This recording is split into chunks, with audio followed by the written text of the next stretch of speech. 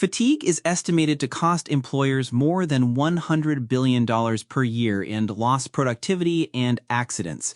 The modern workplace is built on a foundation of predictable, sustained output. You arrive at 9, you leave at 5, and your energy is expected to remain steady throughout.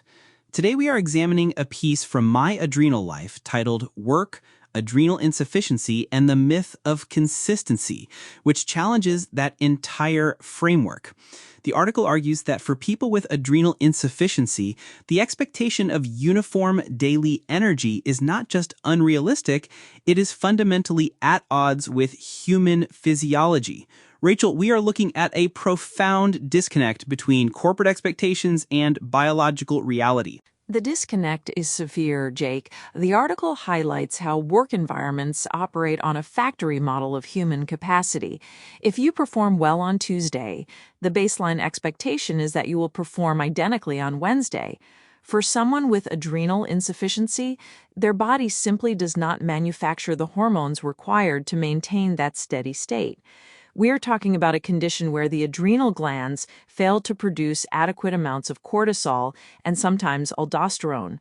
Without those hormones, the body cannot regulate blood pressure, metabolism, or the basic physiological response to stress. The word stress often gets thrown around as a purely psychological concept, like having a tight deadline or dealing with a difficult boss. But in this context, we need to define stress as a biological event. When a healthy person encounters a stressor, even something as simple as standing up quickly or fighting off a mild cold, their body deploys cortisol to manage the load. That biological definition is crucial. According to a 2025 review in the Journal of the American Medical Association, cortisol deficiency manifests in nonspecific but debilitating ways, including profound fatigue, nausea, and weight loss. A healthy endocrine system acts like an automatic transmission, seamlessly shifting gears by releasing cortisol to meet the demands of the moment. For someone with adrenal insufficiency, that automatic transmission is broken.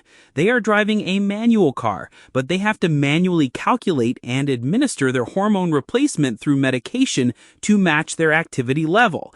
And as the article points out, the math is never perfect. A person might have sharp cognitive clarity in the morning and then struggle to process a basic email by the afternoon. The historical context of this condition shows how long we have been trying to understand that manual transmission. Dr. Thomas Addison first identified adrenal failure back in 1855 at Guy's Hospital in London.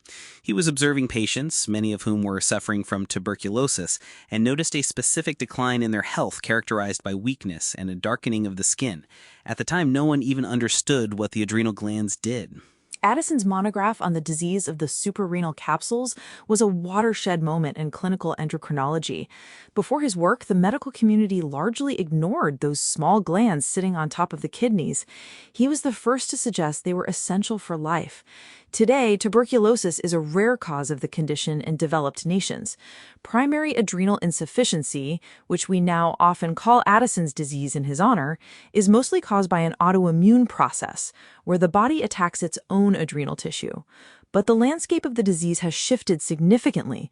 The JAMA review notes that while primary and secondary adrenal insufficiency are rare, glucocorticoid-induced adrenal insufficiency is surprisingly common. That introduces a modern complication. Iatrogic, or steroid-induced adrenal insufficiency, happens when a patient takes steroid medications for another condition like asthma or an autoimmune disease, and their body's own hormone production shuts down. The My Adrenal Life article specifically includes this group. It shows that the workplace struggle applies broadly across all forms of the condition, whether primary, secondary, tertiary, or iatrogenic. The root problem remains the unpredictability of energy. Unpredictability is the defining feature. The article details how this variability is not a lack of effort. In fact, people with adrenal insufficiency are often meticulously planning their days, managing their tasks, and analyzing their energy reserves. They are working much harder behind the scenes just to reach a baseline of functioning. But the output still fluctuates. A highly productive meeting might require hours of unexpected recovery time. The hidden cost of pushing through a task is often delayed fatigue or a significant reduction in capacity the following day. We should differentiate this medical condition from a term that floats around wellness spaces. The internet is full of articles about adrenal fatigue, which is often framed as a burnout syndrome caused by modern lifestyle stress. The medical community draws a hard line between that concept and actual adrenal insufficiency. The distinction is vital for accurate understanding. Adrenal fatigue is not a recognized medical diagnosis. It is a term used by some alternative practitioners to explain general tiredness, but studies consistently fail to prove its existence as a physiological failure of the glands. Adrenal insufficiency, on the other hand, is a serious, measurable, and potentially life-threatening endocrine disorder. A doctor diagnoses it through specific blood tests showing critically low adrenal hormone levels. If a person with adrenal insufficiency faces a major physical stressor, like an infection or an injury, and does not have enough cortisol, they can enter an adrenal crisis, which leads to shock and can be fatal if untreated. Conflating a severe hormonal failure with general burnout trivializes the daily tightrope walk required to manage the actual disease. That tightrope walk becomes even more precarious in a professional setting. The My Adrenal Life text brings up the disclosure dilemma. Deciding whether to tell an employer about a chronic invisible illness involves a complex risk assessment. An employee must weigh the need for accommodations against the fear of bias. Will management view them as unreliable? Will it affect their chances for a promotion? The fears are justified by a long history of workplace discrimination. We operate in a culture that equates physical presence and sustained stamina with value. The U.S. Equal Employment Opportunity Commission provides guidelines protecting individuals from disability discrimination, and accommodations are legally required. But the law is one thing, workplace culture is another. Disclosing an invisible illness often means taking on the burden of educating colleagues and managers who might perceive a bad fatigue day as a lack of commitment. The article points out the internal psychological toll this takes.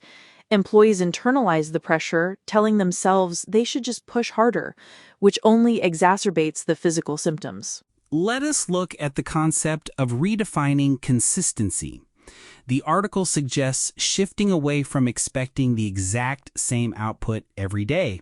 It advocates for noticing patterns in energy, breaking work into smaller segments, and framing capacity in terms of overall outcomes rather than hourly benchmarks. This challenges the foundational metrics of corporate productivity. The battery analogy often helps clarify this for those without the condition. A healthy person wakes up with a fully charged battery and a reliable percentage indicator. A person with adrenal insufficiency wakes up with a battery that might only charge to 60%, and the indicator is broken. They might think they have enough power to get through a presentation, only to have the device shut down unexpectedly. The workplace demands that the battery perform at 100%, 8 hours a day, 5 days a week. That analogy captures the frustration of the gap between effort and output mentioned in the article. You can plan perfectly and prioritize tasks, but the physiological reality of cortisol deficiency can override the best organizational strategies. The body dictates the schedule. The recommended workplace support systems, such as the Duty to Accommodate in Canada or disability rights frameworks in the UK, provide legal avenues for flexibility. Accommodations might include remote work options, flexible hours, or the ability to step away for a rest period without penalty. Implementing those accommodations requires a manager to discard the myth of consistency. The assumption that varying energy levels are a personal flaw is deeply ingrained in professional environments. We have built entire performance review systems around the idea of steady, predictable improvement. When an employee's condition involves waxing and waning symptoms, the standard rubric fails to capture their actual contribution and effort.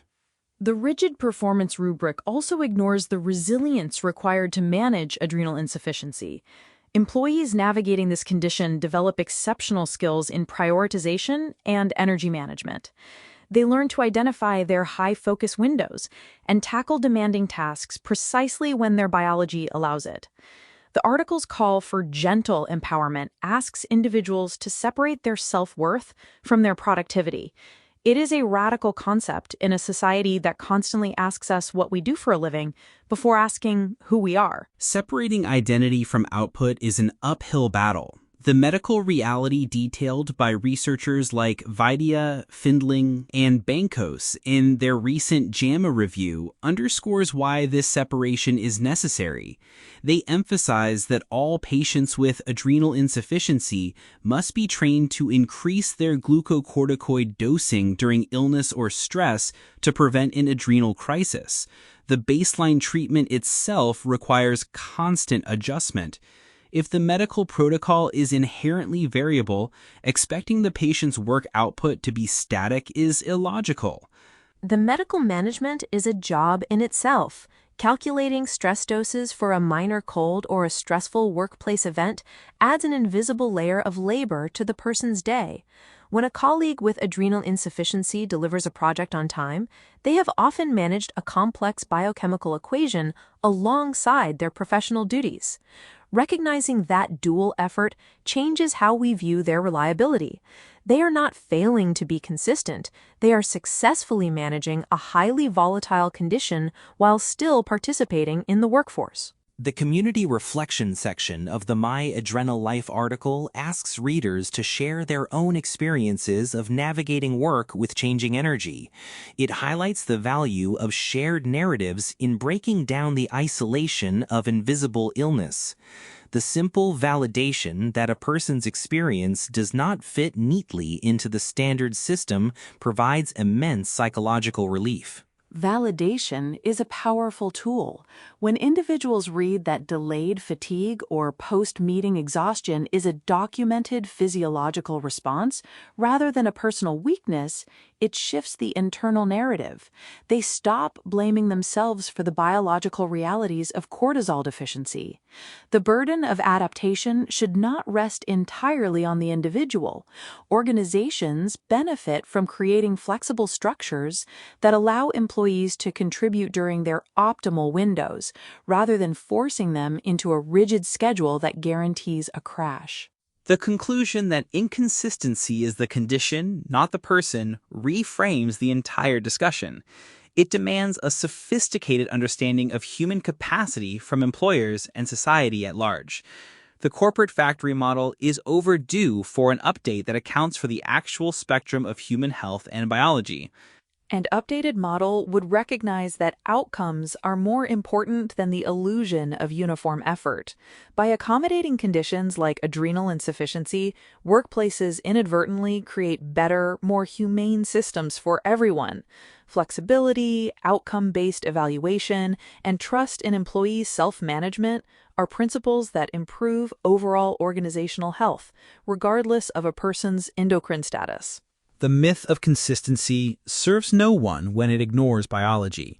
If this conversation gave you a new perspective on navigating work and chronic conditions, send this episode to a colleague or a friend who might need to hear it.